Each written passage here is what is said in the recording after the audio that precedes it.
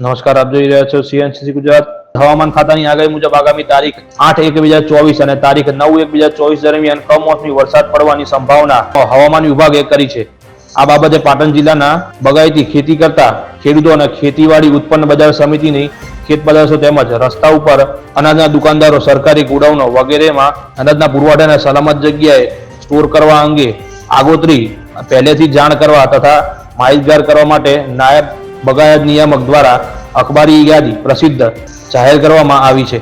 પાટણ જિલ્લાના બગાયત ખેડૂતો અને ખેતીવાડી ઉત્પન્ન બજાર સમિતિને ખેત પેદાશો તેમજ સસ્તા અનાજની દુકાન ધારકો, સરકારી ગોડાઉનો વગેરેમાં અનાજના પુરવઠાને એક સલામત જગ્યાએ સંગ્રહ કરવા આદેશ આપવામાં આવ્યો છે અને આ અંગે આગોતરી સાવચેતી રાખવા પણ જાણ કરવામાં આવી છે. તેમાં હજુ બગાયતી પાકોમાં 2 દિવસ પિયત આપવાનો તેમજ દવાનો છંટકાવ કરવાનું ટાળવું તેવું પણ જાહેર કર્યું છે.